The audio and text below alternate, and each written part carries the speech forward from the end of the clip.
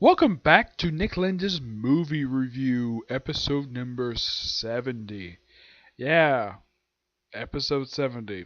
30 episodes to go before we reach episode 100.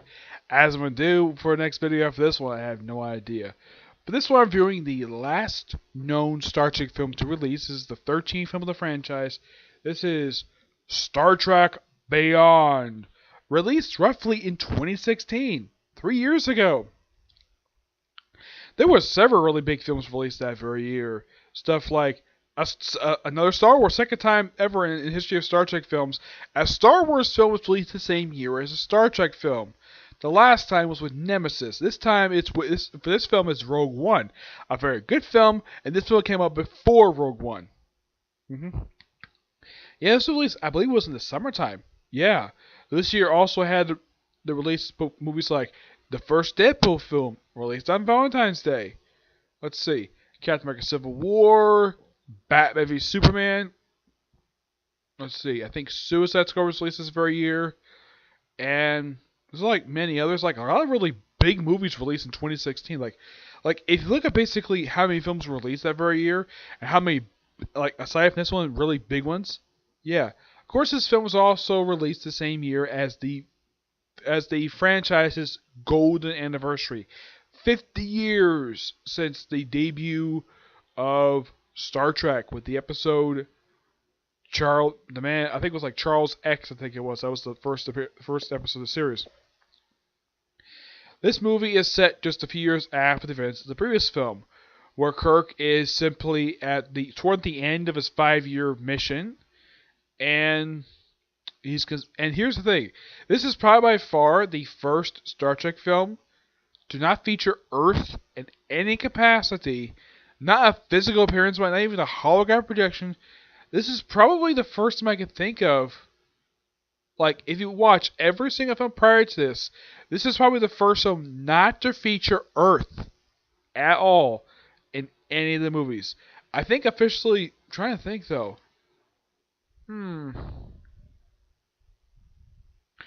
As far as I can tell, I think the only other time I can think of this has happened. Actually, this is the second time this has happened with this franchise, where Earth does not make a physical appearance in a Star Trek film. The last time was Insurrection, a film that was released roughly 18 years prior to this film. So yes, I got at least gotta praise the fact it's taken forever to do this, because if you notice, like if you watch all of the original series films, Earth always makes an appearance. Next Generation, the first two, kind of, they do. Well, I do count this one because, even though, yes, they do have a helicopter projection of a couple times, but I do kind of have Earth basically there.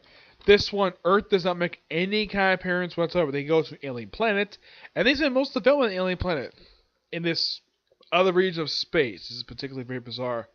Yep. So, Kirk, now I should point out, though, before I continue, this is the first film This is the first film of this timeline where it's not directed by J.J. Abrams. Yes, he gave up directing this film. He gave up a directing chair for this franchise to do Force Awakens, which turned out to be very good. Also, forgot to mention this in my review of Star Trek 2009. They actually had a cameo by R2-D2 in the film. Yep, R2-D2. This one was directed by Justin Lin, the guy who directed the Fast and Furious franchise. Yes, he directed like several of the films. Yep, and I think this one's also directing horror. I think this guy also directed recently Aquaman, if I'm not mistaken. Let me take a look and see about that, just to be sure. Yeah, directed by Justin. I think this guy just directed Aquaman, if I'm not mistaken. Let's see. No, he didn't do Aquaman. He did like Fast and Furious. Started with the third film. He did the third, fourth, fifth, sixth. He skipped the last two. That was the guy who directed those two films did do Aquaman. But yeah, this guy's known for mainly directing the Fast and Furious franchise. And man, good character development in this particular film. Oh, and this lady here, original character of this film, she does appear in the books that came after this. Now, in case you're wondering, is there any kind of events that happen between Into Darkness and this film? Yes, there is. And surprisingly, I should have forgot to mention this though in the last couple of videos. For the 2009 film and Into Darkness, there were countdown comics for those two. This one didn't have one. Nope, there was no countdown comic for this one. Mainly put, after events Into Darkness, you had pretty much the last 30 issues of the Star Trek comic published by IDW set in this continuity, and for this particular, it leads basically into this film. Yep. So Kirk is basically contemplating possibly getting promotion to Admiral and wanting this big space base. It's basically the space station near this nebula. Which I'm thinking, okay, as far as I can tell, I think this space station looks completely different. It's like, wow, it's like a city. It's like this whole space station is a gigantic city. Even has a waterway. Yeah, you actually there's a big action was hit toward the end of the film for this one. There's a female admiral in this particular film. Yes, I should point out though, when it comes to original series, apparently no one was allowed to be an admiral in this particular franchise who was in fact a woman in live action. Well, set in this era, because well, this was an era where people were basically sexist toward women. And also, this was the period of time where women could not become captains. Yes, of course, this wasn't finally accomplished until the events of, well, around, let's say, I think it was like The Voyage Home. Yeah, I'm not really sure of, now, if you watch the original series, there is hints of sexism in there. And if you watch Enterprise, you have a female captain. And then you watch original series, like, why can't there be female captains? The answer, of course, was never explained on screen. But this particular series, as far as I can tell, I don't think even had a female admiral. No, it's like women in this particular franchise only as high as commander, and that as far as I can go for women. This particular film, you have a female vice admiral in here. Yeah, so Kirk is basically offered to investigate, because there's this guy comes in and he has the Enterprise go investigate where this guy came from. They go into this nebula, and then these whole tiny little ships, these these ships fit maybe about two people on it, and what these ships do? Attack the Enterprise. Yes, and they actually pretty much mostly destroy it. I mean, first they actually separate the soft section from the pod section. I'm like, yes. Now, I should point out, though, has this happened in the previous continuity when it comes to the 23rd century? Yes, it has. Though they did it via explosives. Yes, they actually had to use explosives to separate the saucer from the pod section of the ship, because there was no proper mechanism to separate the two. This one actually borrows to have it, and it's a pretty good sequence. And here's the thing.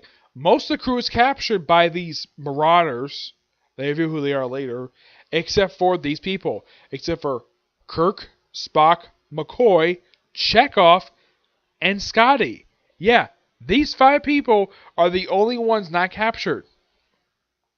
Now, they do bring up at the start of when Kirk and company arrive at the space station that Spock receives notice that Spock Prime has died. Though there is official explanation for this off screen because Leonard Nimoy passed away.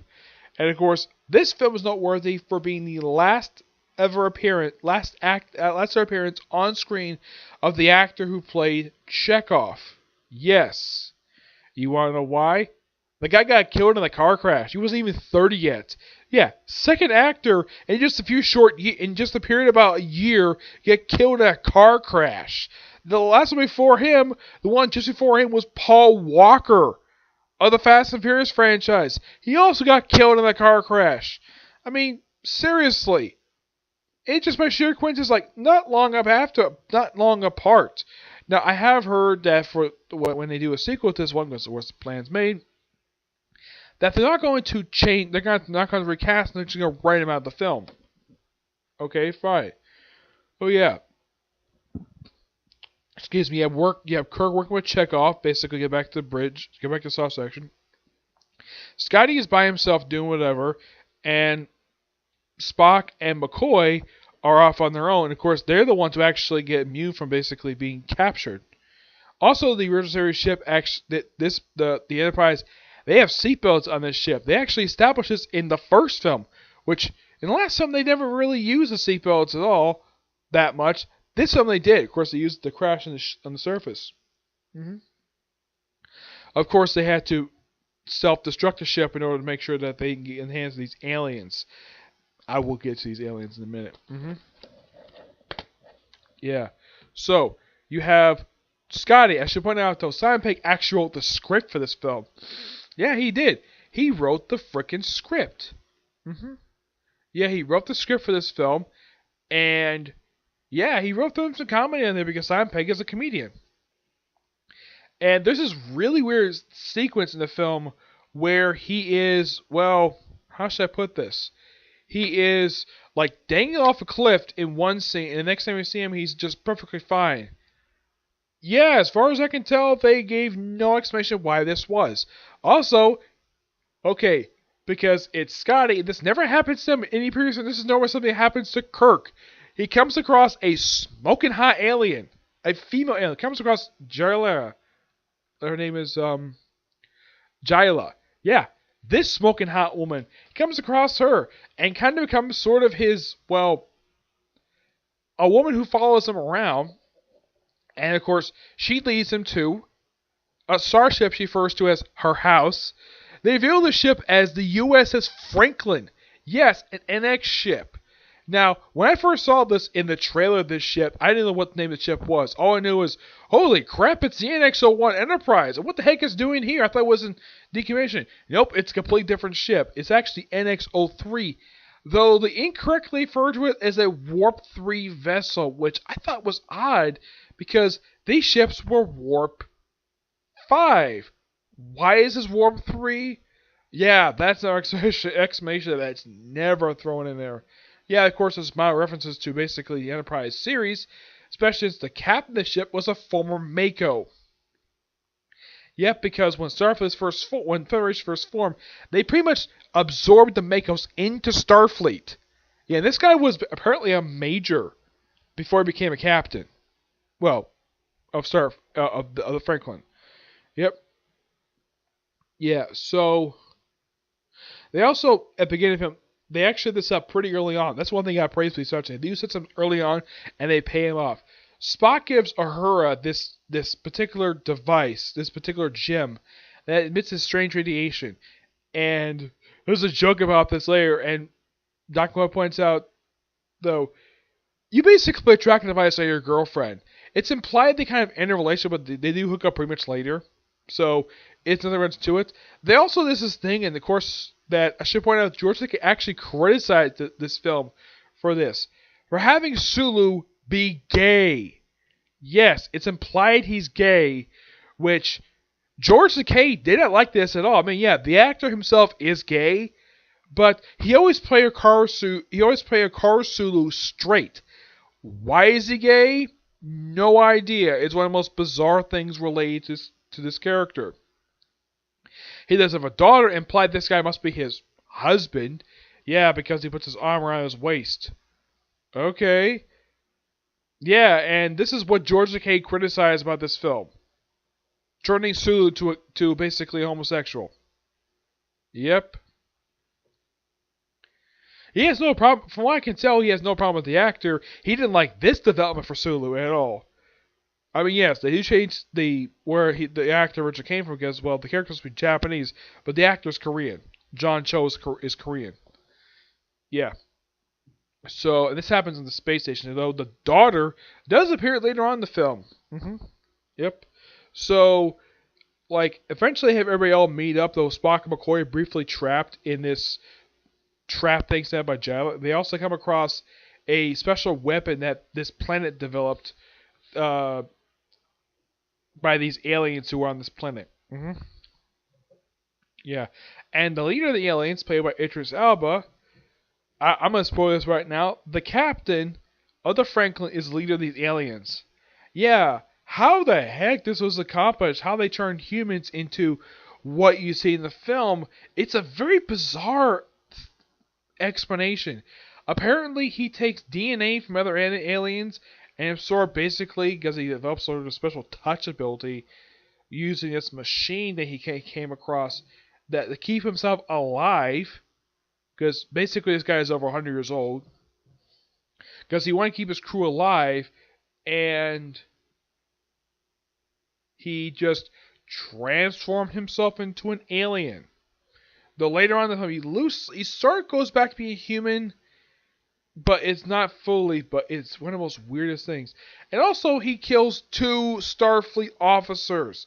He kills basically kills 2 crewmen from the Enterprise in order to show off to Uhura how the heck he accomplishes this weird thing. And she's with Sulu the whole time. Yep. So eventually, most of the bridge crew gets eventually to the Franklin. And, well, and of course, they have this awesome moment with Kirk on a motorcycle because why the heck not? Why not have a motorcycle? Because, well, he had a motorcycle in the first film of this era, so why not have ride a motorcycle? Have be a distraction and get all the crew members who survived out of they beam directly to the Franklin. And apparently, the Franklin was hidden in a freaking mountain. Yes, a mountain. Also, they brought back the music from the first film. I think it was like the Bee Gees. No, I think it's some. I don't know what the music was, but I'm glad the fact. Yeah, Kirk points out that when they play this music, because the ship basically runs on music anyways, it's just, good choice. Yeah, it's implied he's a big fan of this rock group, which is something that's completely original to this era because Kirk is never known for listening to music at all. If you watch any episode of the original series, or even, let's say, the films, he's never known for listening to music. Picard listens to music all the time. He usually listens to classical music. And it varied, every time. When it came to, what music he'd listen to. But, yeah, I love this particular portion. I love the side of Kirk where he's basically, he just loves music. Well, rock music, mind you. So basically, they get the Franklin up and running, and they take off to space, and they chase the captain of the Franklin, which apparently he didn't know that the Franklin was kept in a mountain all these years. He says, they have a scene where he sees the ship first time, and he's like, I wonder where you've been. I missed you, old friend. And there's this awesome sequence with him trying to affect this virus in this space station. Of course, they had the ship basically come up this river. It's a strange tube they enter through. That apparently it's kind of like this underwater hangar. They run through that and they come up to the surface and they just sort of park the ship on the river and they chase him across this entire space station and they come to the auction system. Now, this sequence looks like, they're inside this thing, they're fighting inside of there, and he's trying to lynch the virus. It seems as though that when they wrote this particular scene, it seems like this is a ripoff from a scene from Enterprise. Yes, because you have the start. You have Captain Enterprise trying to save a space station from being exposed to a virus. Yes, this is pulled directly from Enterprise because, well, why not? They pull a bunch of Enterprise, so why not rip off an entire sequence from Enterprise? That was from Part 3 of the Prince, what I call the Prince Spire trilogy. Yep, they see a space station. Kirk kind of turns down a promotion, though. And then of course they have this time skip, and of course you have Jella who joins Starfleet. Yeah, she's in Starfleet in the comic that comes right after this particular film, Star Trek to Boldly Go, where it explores basically what happened toward the end of the film and the epilogue. Yeah, it kind of explores what happened during that time skip. It was a comic that didn't last very long. No, it only lasted about 18 issues, and you gotta love it. If you read the first arc for this series, it has this crew encountering the Borg. A century before the Federation actually supposed to encounter the Borg. Yeah, and they have Sulu briefly turn into a Borg drone in here, though they managed to reverse no problem. Yes. One thing that one person pointed out, though, I remember from years ago about this, is that with the exception of Chekhov, the entire cast gets something to do. It's plenty action-packed, and Also, unlike the last film, we have Kirk like sleeping with like two women, having a three-way because Kirk. This film, surprisingly, he doesn't bed a single woman, which I'm like, huh, that's odd. He slept in a female Orion in the first film, and the second film he had three-way. This film, no. Surprisingly, he didn't get a girl, not even a love interest at all, which is kind of weird. Of course, this film never bothers to explain what the heck happened to Kara Marcus. Yeah, as far as I can tell in the comic, I don't think they. As far as like she's not dead, I think she may got transferred to someplace else. But yeah, like if you go from the films and you don't read the comic, you're like, okay, what the heck happened to Kara Marcus? Never explained. But yeah, this overall is a fantastic film, and of the three Kelvin timeline films, this is the best one. Yes, the best one. That's one thing interesting though about this particular set of films so far. I mean, it's kind of weird because most films, basically, the first one was good, second one gets like a little better, and generally the third film is going to be the weakest of the films. But surprisingly, this film is really good. Excuse me.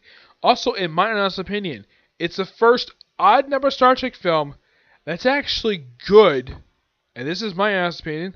This is the first that was actually really good since Generations, and I love Generations. Yeah, my dad and I saw this in theater because we obviously see these movies in theaters anyways. But fantastic movie. And if you're wondering how long is this film, it's a little black in here. Let's see. This film is roughly 2 hours and 2 minutes, making it roughly the second longest film of the entire franchise. Yeah, that's something quite interesting about that. Just a little over 2 hours. But hey, it's good. Yep.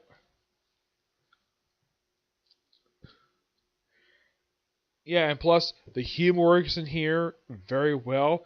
There wasn't much humor from the last film. This one had a good amount of humor because Simon Pegg wrote it anyways.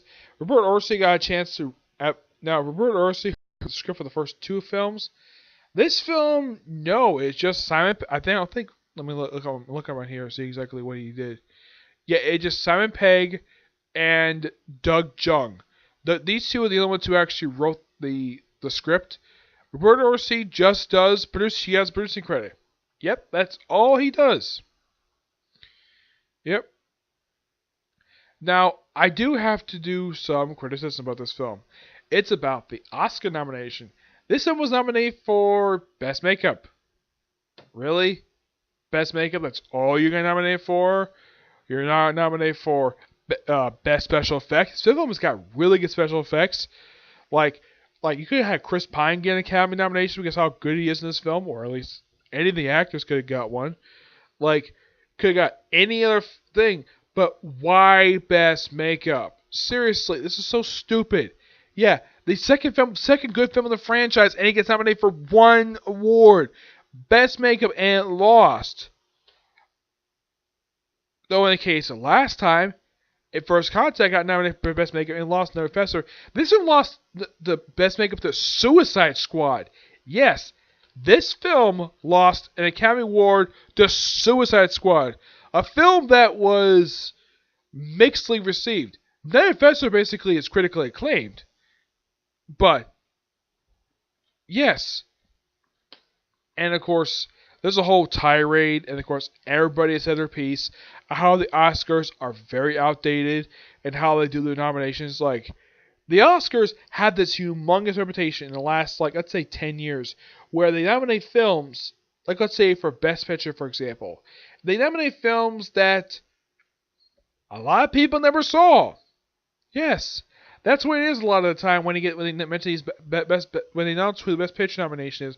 In the case of the last Oscars, I heard Black Panther was nominated for Best Picture, even though it lost, but it was the first comic book film that was nominated. Well deserved. Yeah, but in the case of some comic movies, and of course, they have also been criticized for not many big blockbusters. It was only the second time of recent memory where when announced Best Picture nominations, and It actually is a film I actually had seen. The last time was when they nominated Mad Max Fury Road and Bridge of Spies. A really good Tom Hanks film. I highly recommend it. Where you have two films I have seen and they get nominated for Best Picture. In the case, this film was not the Best Picture 2017 Oscars. Nope. Never was. Because Oscars have got this thing where they hate blockbusters.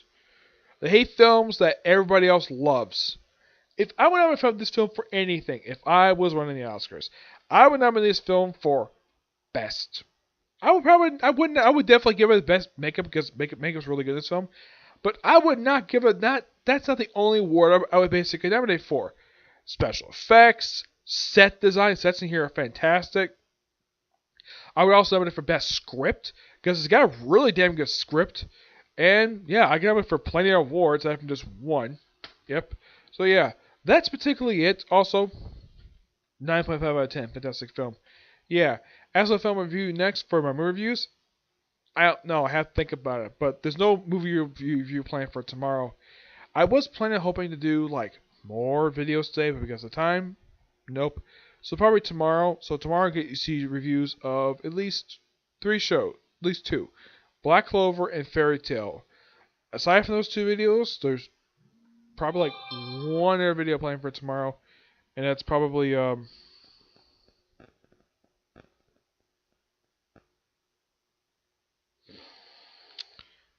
just a comic corner. That's really it, okay?